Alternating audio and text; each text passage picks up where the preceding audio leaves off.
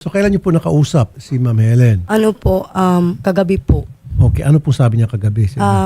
Kahapon po ng bandang 4 po, ang sinabi niya po sa akin, pauwi na daw po siya. Papunta po sa Pangasinan, dito sa atin. Okay. Tapos, after na, nag-chat naman po kagad sa akin, bigla daw may set na daw siya na visa na para makauwi daw po. Okay, kailangan yung exit visa Opo. para makauwi. Opo. Tapos, may sumundo daw po sa kanya na Nilipat. Arabo po. At sino po itong Arabong sumundo? Yun, hindi ko po alam. Yun lang pong sabi niya sa akin, Arabo daw po. Nilipat daw po sa ibang bahay.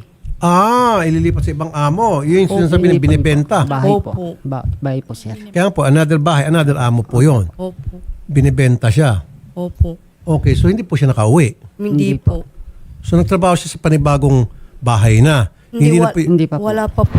Ma'am Helen, magandang hapon po. Mga kumusta ka na? Hello naman, sir. Ayos ka lang? Ano, kaya mo pa? Nandito na si sir, oh. Ang tagal mo lang sinasabi.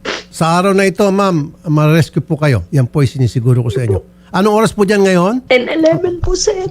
10. Okay, sige. Bago mag 5 o'clock po, may darating na pong rescuer. Kayo po ililipat na po sa shelter natin, sa embahada. Doon po kayo muna magpirmi. So, kayo raw po ay pinapahirapan, sinasaktan ng inyong amo? Opo, sir. Dito lang po nung February at March na po. Nagsimula na po noon. Pumayat nga si ma'am. Opo.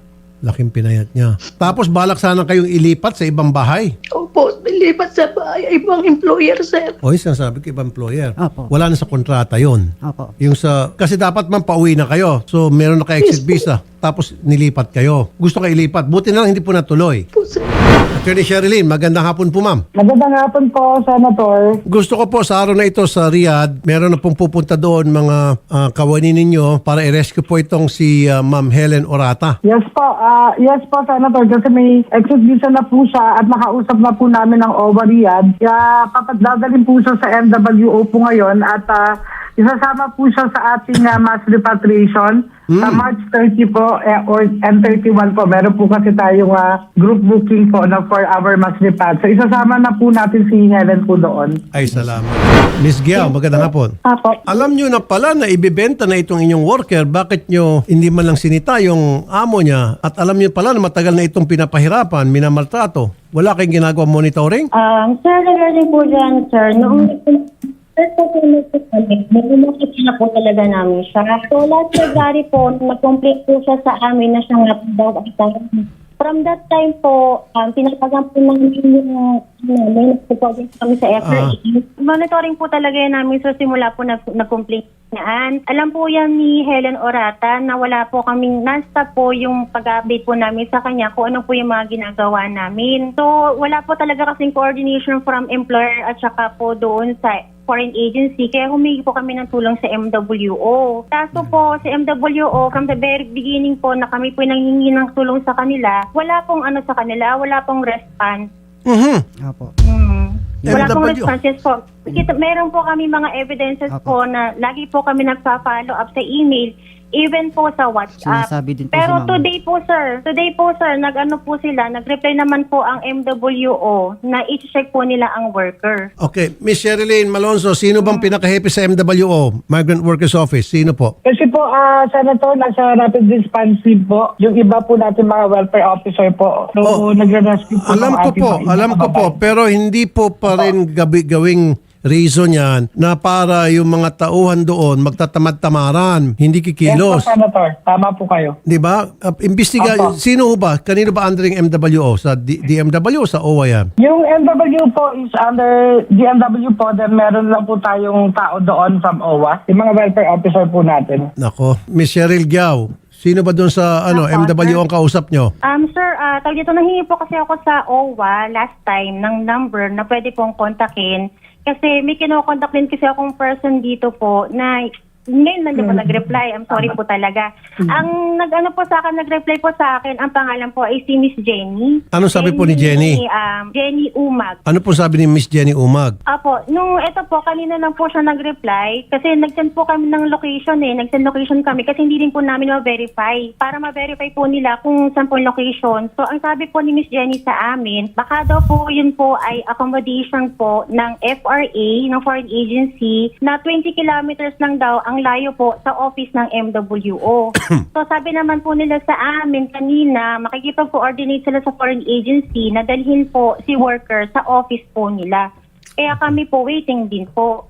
And also po sir, yung regarding po sa sinasabi po ni Helen Orata na siya po ay ibebenta sa ibang employer. Na-explain po namin yan sa kanya, even po sa asawa po niya, na once na may final exit visa, hindi po siya pwede magtrabaho sa ibang employer po. Hindi siya pwede magtrabaho sa ibang employer pero pipilitin siya. Ano magagawa niya? May pwersahan Hindi po, na paggawa. Sir, yun kasi yung sinasabi ni Helen Orata na kumaga parang siguro sa takot na rin niya, yun yung sinasabi niya na siya daw po ibebenta, which is wala naman din po kami nakukuha na anything na siya po ay ibebenta. Kaya kami po, sinasabi po talaga namin sa kanya, hindi siya pwede. No, wag na tayo maglokohan pa. Okay, hindi kami pinanganak kahapon, lalo na ko rito. Usong-uso yan na kapag pauwi na yung OFW, sometimes hindi pa pauwi, tinatransfer, pinagpapasapasan, binibenta, pinagkakitaan. Matagal ng problema yan. Huwag ka magsinungaling. Sos, nako Mariosep, sa init ko ng ulo, patawag kita sa hearing, pasara pa kita. Kumpanya mo, ipa-recommend ako mapasara. Matagal ng gawain yan. Huwag mong kampen yung mga employer. Kaya naman kayo kumikita yung mayaman dahil sa pawis ng mga OFW. Tapos ngayon, kampiyan mo at the end of the day, employer. Ano ka bang klaseng tao ka? Hindi. Huwag mong kampiyan sa amin dito yung employer. Okay? Hindi naman Ma'am, hindi magsisinungaling itong si Miss Helen Orata kung talagang hindi yan naranasan yun na siya ibibenta. Usong-uso po yan. Hindi ko po gawa-gawa din yan kasi ako mismo, ang dami ko natanggap na ganung reklamo. Kayo sa mga taga-agency, sinasabi niyo po dapat sa inyong FRA yan, pati sa mga amo na bawal i-transfer sa ibang bahay yung worker. Kung anong nakalagay na kontrata sa address, yun lang yun, hindi siya pwede umalis dyan. Ikaw naman, pati ako ba namang paglulukuhin mo? Sige na, huwag ka na magsasat pa. Talagang mabibenta na sana. Buti na lang at pumalag itong si Miss Helen Orata. Kaya dapat meron kayong palaging monitoring. Kasama na dyan yung OWA, palagi ko sinasabi, at saka DMW. Sana magkampi-kampi dyan sa amo. Sige, salamat na lang sa'yo. Attorney Malonzo, ngayong araw na ito, kayang-kaya po, di ho ba? Na ma-rescue ito? Yes po, Senator. Ayun. Okay. So sir, ma-rescue na natin. Salamat. Ma'am Helen, ma-rescue na kayo. Magantay-antay lang po kayo dyan. Darating na po yung mga taga-OWA. Okay, ma'am? Ma, makakauwi ka na, ma. Nasama rin tayo. Tayo mga anak mo. Huwag ka na umiyak, ma. Lakasin mo yan. Nandito na si Sir, oh. Kasama ang loob mo. Nakausap mo na ni Sir yung pangarap mong magtatanggol sa'yo. Di ba sabi mo sa akin, lalapit ako kay Sir Tolfo? Ginawa ko na, nandito na ako para lang magligtas ka dyan. Saan pa po kayo galing yan, ma'am? Dagupan po. Dagupan pa? Kami lang po ng anak niya po. Galing pa kami ng Dagupan, wala pa po kaming tulog hanggang Oo. ngayon. So, ito lang sinadya nyo. Opo, ito lang po para malitas po siya. Ako rin po, Kasi Sir. nagaling na po ako ng OWA sa Dagupan. Opo. Kaso lang sinabi, hintay lang 1 buwan po. Parang 1 buwan po ako nagpalakad-lakad doon. Pabalik-balik. Opo. Ang Diyos. sinabi nila sa akin, hintay lang po yung follow up. Sino nagsabi niyan? Intay lang Yung yung doon text. daw po, hindi ko po namukan. Saang lugar ito? Sa may Nepo Mall. Attorney Malonzo, Yes po, Senator. paglalatiguhin mo nga itong mga kasamahan mo dyan sa Dagupan? Opo. Meron ba kayong tanggapan, Nepo Mall sa Dagupan? Yes po, we have a satellite office. Sige po, papa-imbestigahan po natin, Senator. Paimbestigahan niyo po. At dapat daw meron din po kay CCTV para malaman natin kung nagtatrabaho talaga inyong mga tauhan o nagbulak-bulak-bulak lang at hindi marunong mag-entertain ng mga lumalapit sa kanila. Sige po, Senator. We will do that po. So, ma'am, iti-check in namin kayo. Wala pala kayong tuloyan dito. Wala po. Iti-check in namin po kayo sa hotel and then yung pamasahe niyo po, i-reimburse ko. And then papauwi, kami na pong bahala. For the meantime, huwag na kayo umuwi kasi gabi na, patulogin ko muna kayo and then kinabukasan pwede kayo umuwi. Attorney Malonzo, kailan po kayo namin ma-expect? Magkakaroon pala ng mass repatriation, kasama na po doon si Miss Helen. Kailan po mangyari ito? Sa March 30 and 31 po ang sinabi po sa amin ng OWA Riyadh. Meron pong group booking po, so isasama po siya doon. It's either umuwi muna kayo, pag parating na siya, saka kayo luluwas para sunduin siya. Opo. Okay? Okay po. Sige po, kami nang bala sa hotel, accommodation lahat. Okay? Sige, makakauwi na po kayo.